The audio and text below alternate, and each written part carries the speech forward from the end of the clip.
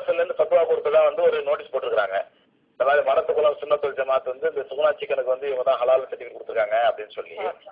அது எப்படி நீங்க தான் கொடுத்தீங்க அந்த சர்டிஃபிகேட்? ஆமாம் ஆமாங்க. அப்படிங்களா? அது எப்படி எந்த அடிப்படையில் கொடுத்தீங்க ஃபத்வா? அது நம்ம இங்கிருந்து ஆள் அனுப்புகிறோம் பள்ளிவாசல்ல இருந்து. சரி. நம்ம பசங்க 2 பேரும் அனுப்புகிறோம். சரி. அவங்களுக்கு சம்பளம் கொடுத்துருவாங்க. சரி. அவங்க இது பண்ணுறாங்க. இல்லை நீங்கள் பள்ளிவாசல் சம்மந்தப்பட்ட ஆள் 2 பேரும் அனுப்புறீங்களா?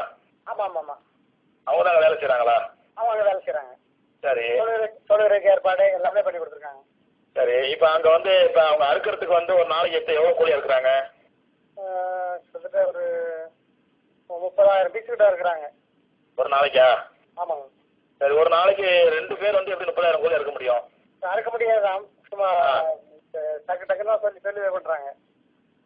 இல்லை நியாயப்படி முறைப்படி பார்த்தா கூட 24 மணி நேரம் வேலை செஞ்சா கூட 2 பேர் வந்து 30,000 கூலி ஒரு நாளைக்கு அறுக்க முடியாது. அப்போ மீதி கூலி எப்படி இருக்கிறாங்க அவங்க? இந்த 2 பேர் யாராவது வேலை போய் லீவ் போட்டாலும் எப்படி இருக்கிறாங்க? நான் மொத்தம் 4 பேர் வச்சிருக்கிறோம். 2 பேரா 4 பேரா? மொத்தம் 4 பேர் வச்சிருக்கிறோம். சரிங்க. அது 2 பேரா இருப்பாங்க, 2 பேர் ரெஸ்ட் எடுத்துக்குவாங்க. சரி. ஃபர்ஸ்ட் கொஞ்ச நேரத்துக்கு. சரி. இப்போ 4 பேர் சேர்ந்தா கூட வந்து ஒரு நாளைக்கு 30,000 கூலி இருக்க முடியாதுங்களா? 4 பேர் ஒரே ட்ரிப்பாக இருக்க முடியாது, 2 பேராக தான் இருக்க முடியும். அப்போ 2 பேர் சேர்ந்து எப்படி ஒரு நாளைக்கு 30,000 கூலி இருக்க முடியும்? கொஞ்சம் தான் இருக்க முடியும். கொஞ்சம் டக்கு டக்குன்னு சொல்ல வைக்கணும், அவ்வளோதான் கத்தி. இல்லைங்க, அதாவது ஒன்று புரிஞ்சுங்க. இது வந்து அவன் வந்து கேஎஃப்சிக்காரன் வந்து தமிழ்நாடு ஃபுல்லாக வந்து உங்கள் ஒரு மடத்துக்குள்ளங்கிற ஒரு சின்ன கிராமத்தில் நீங்கள் கொடுத்த ஒரு ஃபத்வாவை அவன் வந்து தமிழ்நாடு பூரா போட்டிருக்கிறான். எல்லாரும் அதை தான் ஃபாலோ பண்ணி ஹலால் வச்சு சாப்பிட்டுட்டு இருக்கிறாங்க. அப்போ நீங்கள் வந்து இவ்வளோ கேர்லெஸ்ஸாக வந்து அறுக்க முடியாதுங்க, 2 பேர் தான் இருக்க முடியும், 4 பேர் தான் இருக்க முடியும் அப்படிங்கிற சாதாரண இவ்வளோ ஒரு முக்கியமான விஷயத்த இவ்வளோ சாதாரணமாக சொல்லி மற்றவங்க ஹராமான உணவு சாப்பிட்றதுக்கு நீ காரணமாக இருக்கக்கூடாதுல்ல? அவ்வளோதான் அதில் முடிகிற அளவுக்கு செய்ய சொல்லியிருக்காங்க. இந்த முடிகிற அளவுக்கு இல்லைங்க, இது வந்து 100% ஹலாலாக இருக்கணும்ல. இப்போ அவன் வந்து கேஎஃப்சி சிக்கன் என்ன சொல்கிறானாக்கா, எங்களுக்கு வந்து சுகுணா சிக்கன் தான் சப்ளை பண்ணுறாங்கன்றான். சுகுணா சிக்கன் என்ன சொல்கிறாண்டாக்கா, எங்களுக்கு வந்து மடத்துக்குளம் ஜமாத் தான் வந்து லெட்டர் கொடுத்துருக்காங்க அப்படின்றான். மடத்துக்குளம் ஜமாத் லெட்டர் கொடுத்தா நீங்கள் பள்ளிவாசலுடைய இமாமோ இல்லை பள்ளிவாசலுடைய மோதினாரோ அவங்க ரெகுலராக போய் அறுக்கிறாங்களா? இல்லை நீங்கள் வந்து நீங்கள் நிர்வாகத்துலேருந்து எவ்வளோ நாளைக்கு ஒருக்க போய் பார்க்குறீங்க அதை?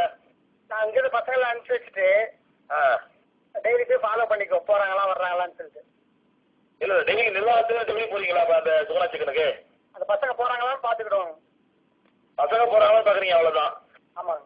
அந்த பசங்க என்ன பண்ணுறாங்க எது பண்ணுறாங்க? 30,000 கூலி பசங்க 2 பேர் எப்படி அறுப்பாங்க அதை பற்றி நீங்கள் கவலைப்படுறதில்ல? அதை போய் பார்த்துக்கிட்டு இருக்கோம். அந்த மிஷினில் வந்துக்கிட்டே இருக்குதுங்க. இல்லை மிஷினில் வர்றது வேறு பிரச்சனைங்க. இப்போ நம்ம மடத்துக்குள்ள ஜமாத்துலேருந்து ஒருத்தர் செய்யறதுங்கிற ஒரு ஃபோன் பண்ணி கேட்டால் அவர் சொல்கிறாரு, எங்கள் ஜமாத் வந்து அவன் வந்து மாதத்துக்கு நான் டொனேஷன் கொடுத்துறான், பள்ளிவாசலுக்கு வருஷத்துக்கு 5 காசு கொடுத்துட்றான். இதுக்காக வேண்டி அவங்க வந்து இதுக்கு ஆசைப்பட்டு ஜமாத்துக்காரன் அதை பற்றி கவலைப்படுறதே கிடையாது. நான் இது எங்கே வேணாலும் வந்து சொல்கிறேன். அவங்க வந்து ஏதோ சாதாரணமாக ஏதோ ஃபத்வா சிக்கன் ஃபத்வா கொடுத்துட்றாங்க. அவன் எப்படி அறுக்கிறான்னு தெரிய மாட்டேங்குது. தமிழ்நாடு பூரா உள்ள மக்கள் வந்து ஹராம சாப்பிட்றதுக்கு மடத்துக்குள்ள ஜமாத் உடந்தையா இருக்கிறாங்கன்னு சொல்லி உங்க சாப்பிட்ற ஒரு கம்ப்ளைண்ட் பண்றாரு. இதுக்கு என்ன பதில் சொல்றீங்க? ஒண்ணுமில்லாம இருக்கிறதுக்கு 2 பேர் வச்சு அனுப்பிச்சு இது பண்ணிட்டு இருக்காங்க. இல்ல ஒண்ணுமில்லாம அவன் 2 பேர் வச்சு அறுக்கிறான், 4 பேர் வச்சு அடுத்த பிரச்சனைங்க. நீங்க ஒரு பள்ளிவாசல்ல இருந்து லெட்டர் கொடுத்து உங்க பள்ளிவாசல் லெட்டர் பேட்ல மடத்துக்குள்ள சுன்னத்துல் ஜமாத்துல இருந்து நாங்க இது மாதிரி பாக்குறோம், அவங்க ஹலாலா தான் அறுக்கிறாங்கன்னு சொல்லி நீங்க ஃபத்வா கொடுக்கும் பொழுது ஒண்ணு உங்க பள்ளிவாசலுடைய இமாமால கையெழுத்து போட்டிருக்கணும், அல்லது உங்க லோக்கல் உள்ள ஜமாத்துல உலமாக்கள் மற்ற பெரிய உலமாக்களும் அவங்க கையெழுத்து போட்டிருக்கணும். அது எதுவுமே இல்லாம நீங்க அவங்க வெறும் டொனேஷன் தர்றாங்கிறதுக்காக வேண்டி நீங்க வந்து சின்ன கிராமத்துல இருந்து லெட்டர் கொடுக்கலாம். நீங்க இதை அவன் என்ன பண்றானாக்கா, இது வந்து சுகுணா சிக்கன் மட்டும் இல்லை, அவன் எத்தனை கேஎஃப்சிக்கு மெக்னாருக்கு அப்ளை பண்ற அத்தனை இடத்துல லெட்டர் போட்டு அனுப்பியிருக்கான்.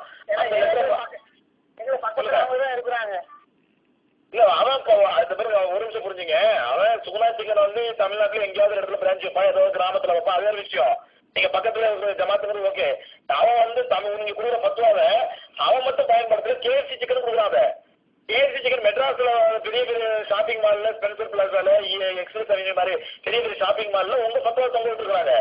இதை பார்த்துட்டு மக்கள் எங்கிட்ட கேட்கறாங்க, ஒரு ஜமாத்துல கொடுத்துருக்காங்க, ஹலால் ஃபத்வா கொடுத்துருக்காங்க, இதை நாங்கள் சாப்பிடலாமா அப்படின்னு சொல்லி ஒரு பெரிய பரபரமா பிரச்சனை ஆயிட்டு இருக்குது.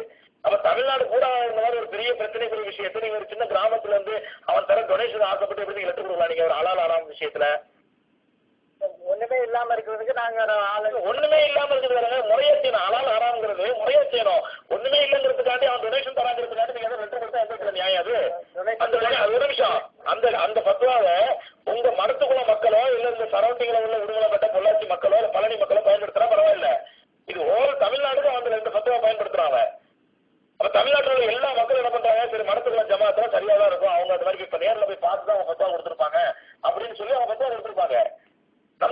தமிழ்நாட்டு மக்கள். அப்ப இவ்வளவு ஒரு முக்கியமான விஷயத்தை வந்து நாங்க ஒண்ணுமே இல்லாததுக்கு ஏதோ லெட்டர் கொடுத்துருக்கோம், ஒண்ணுமே இல்லாத லெட்டர் கொடுத்துருக்கோம் அப்படின்னு சொன்னா இது எந்த ஒரு நியாயம் இது?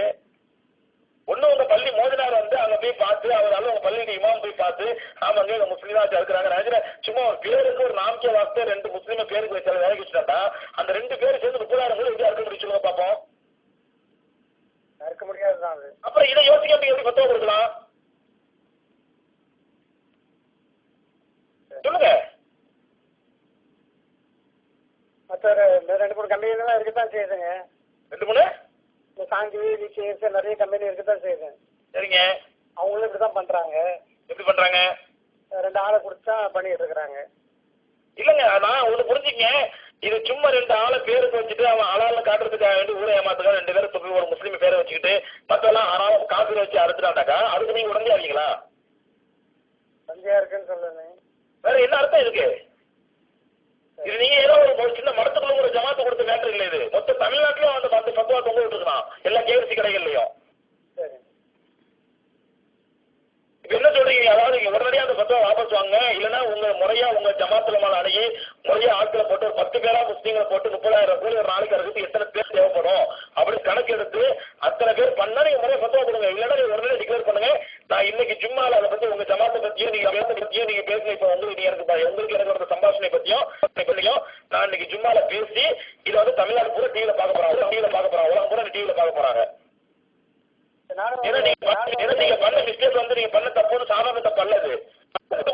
ஒட்டுமொத்த தமிழ்நாட்டு முஸ்லீம்களும் ஒரு ஹராமான உணவு சாப்பிடுறது நீங்க காரணமாயிட்டீங்க.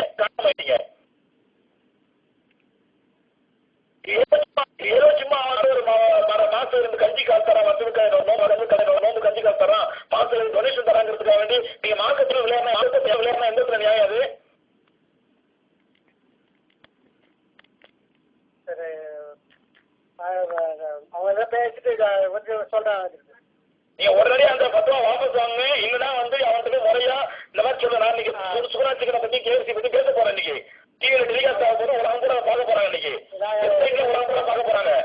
நாங்க எல்லாம் கமிட்டியில முடிவு பண்ணிட்டு உங்கள்கிட்ட பேசுறது என்ன பண்ணலாம்னு சொல்லி நீங்க பேசிட்டு உடனே நடவடிக்கை சுகுணா சிக்கன் சொல்லுங்க. எங்களுக்கு வந்து தமிழ்நாடு கூட எங்களுக்கு அசிங்கமாகி போச்சு, எங்க ஜமாத் வந்து அசிங்கமா பேசுறாங்க, நாங்க வந்து உடனே இது வாபஸ் வாங்கிட்டு அவன்கிட்ட முறையை அவன் அலாலா பண்றதா ஒரு நாளைக்கு 8,000 கூலி இருக்கிறான்.